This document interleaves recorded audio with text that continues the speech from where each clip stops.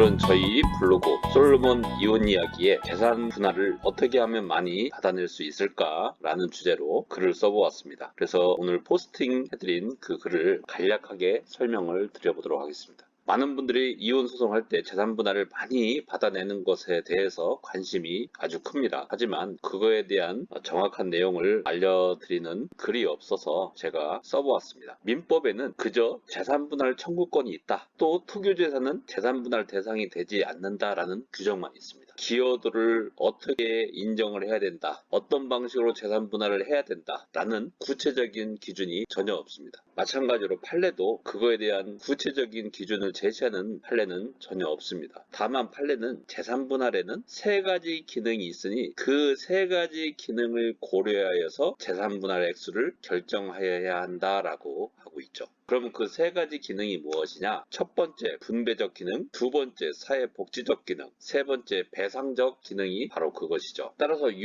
세 가지 기능을 잘 알고 있어야 내가 무엇을 준비해야 되고 무엇을 주장해야 재산 분할을 많이 받아낼 수 있다라는 것을 알 수가 있는 것입니다. 그럼 분배적 기능이 무엇이냐? 이건 청산적 기능이라고도 합니다. 즉, 이 재산을 형성하는데 많이 공헌을 했으면 그 많이 공헌한 사람에게 재산 분할을 많이 줘야 된다라는 겁니다.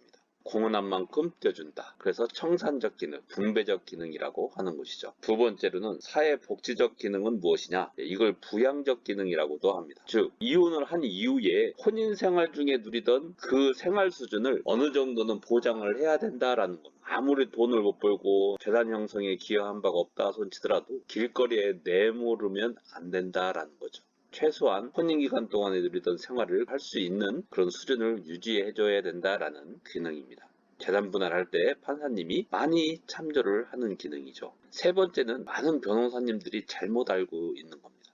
판례는 분명히 재산 분할에는 배상적 기능이 있다라고 판시하고 있습니다. 배상적 기능은 무엇이냐? 유책 행위로 인해서 내가 정신적 고통을 많이 받았다. 그러면 그 사람에게 조금 더 떼어줘야 된다라는 겁니다.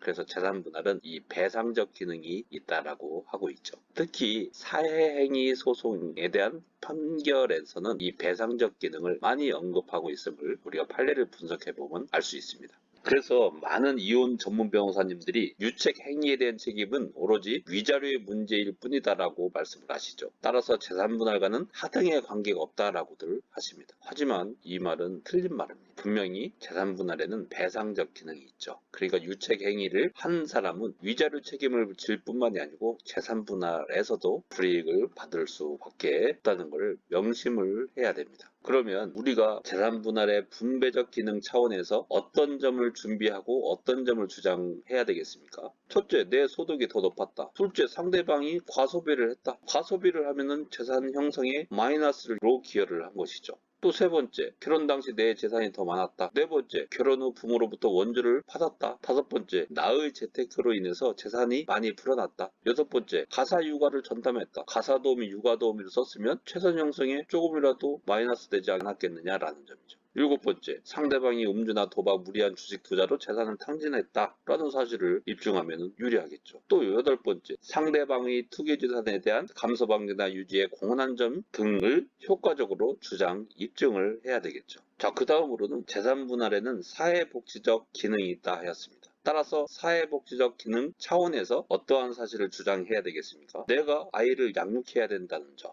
그러면은 사회복지적 기능이 가미될 가능성이 아주 크죠. 두 번째, 자녀가 성인이지만 앞으로 결혼이나 취업 준비, 학업에 뒷바라지 해야 된다는 점. 우리 민법은 성인이 되면 만 19세가 되면 양육비를 줄 의무가 없죠. 근데 실질적으로 어떻습니까? 아이가 대학생, 대학원생, 박사과정 밟고 유학 간 동안 가장 양육비가 많이 드는 시기입니다. 그래서 양육비로는 그거를 보태줄 수 없겠지만 재산 분할에서 참작을 반드시 하게 되어 있습니다. 이거 많은 분들이 알지 못하고 있어요. 이거 명심해야 되는 겁니다.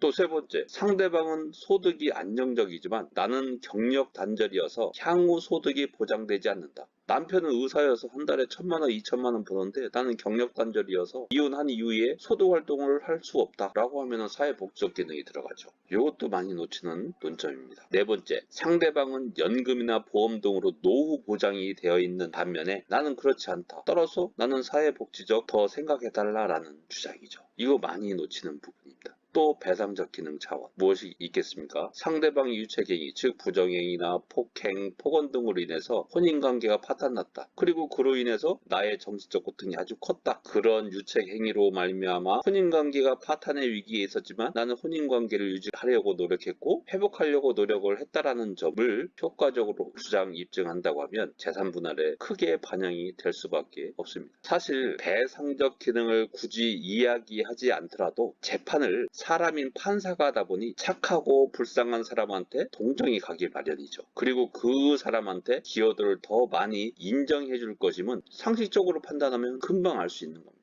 그래서 저희 솔로몬이 이혼 소송에서는 삿바싸움이 중요하다. 삿바싸움 이렇게 강조를 하는 것이죠. 똑같은 사안에서 이 사람이 불쌍해. 그러면은 기여도를 더 인정해 줄 수밖에 없는 것이죠. 그래서 이러한 점을 여러분들이 잘 이해하셔서 재산분할 다툼을 효과적으로 함으로써 많이 받아 나올 수 있었으면 하는 마음에서 글을 써보았습니다. 많은 도움 받으셨으면 좋겠고요. 또 이에 관련해서 더 세부적으로 기회가 되는 대로 한번 글을 써보도록 하겠습니다. 그럼 다음에도 좋은 정보를 가지고 또 찾아뵙도록 하겠습니다. 감사합니다.